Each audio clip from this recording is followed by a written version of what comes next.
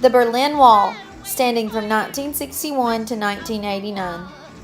This is the story of a wall set out by the country's dictator in order to contain its people like prisoners. Although this prison might have looked like home it most certainly was not. At the end of World War II in 1945, Germany had surrendered to the Allied powers, comprised of the US, Britain, France, and the Soviet Union. The Allies decided to split the country of Germany into 4 equal sections. The southwest was given to France, the southeast to the US, the northwest to Britain, and the northeast was given to the Soviet Union. Within the Soviet sector lie the capital of Germany, Berlin. This city was also separated into 4 occupied sections. Berlin, being the former home of the Nazi regime, had not seen its last time of turmoil. Now, with most of East Germany controlled by the Soviet Union, the current premier Nikita Khrushchev began implementing a reformed style of communism into West Germany. Under the Soviets' rule, the people did not have the freedom of speech, could not vote, and were strictly monitored in their ins and outs of life. The Soviets were so worried that intel was being exchanged without their knowing that they began placing cameras in the citizens' belts, birdhouses, thermoses, and many other everyday articles of clothing, many of which can be found still on display at the Ministry of State headquarters in Berlin. Soviets also began watching for signs of its people taking up West Berlin cultures, such as the pop movement or even hitchhiking.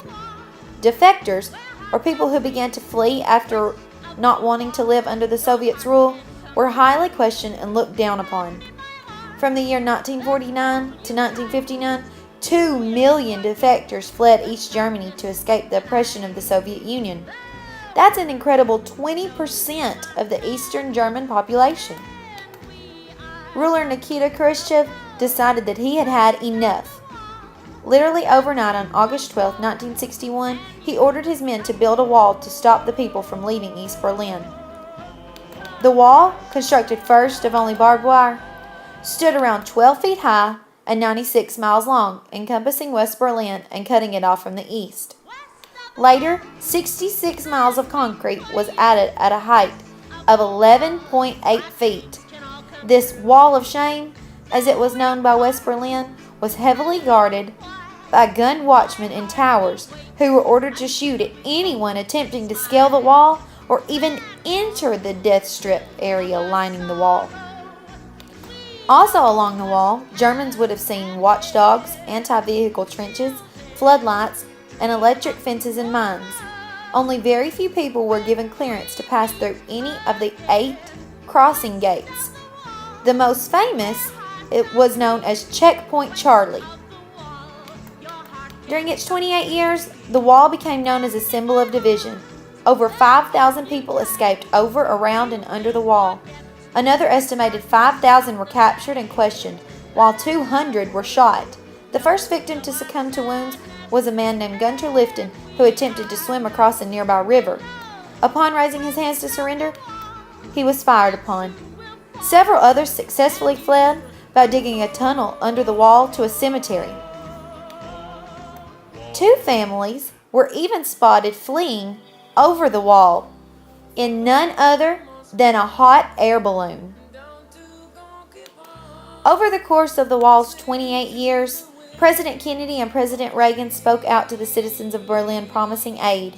In Reagan's "Tear Down This Wall" speech of 1987, he asked the leader Mikhail Gorbachev to relieve the cruelty to the people. In 1980, revolution began against the Soviets. At 10:45 on November 9, 1989, a spokesman for the Soviets spread the news that the people were now allowed to travel freely through the wall. The country and the whole world with them celebrated while dancing on the walls and demanding guards open the gate. The deconstruction of the wall symbolized the fall of communism and the rise of democracy in the Iron Curtain countries. Most of the wall was torn down by citizens themselves in celebration, keeping some pieces as relics. However, some of the wall still stands for visitors to see. Germany was officially united again on October 1, 1990.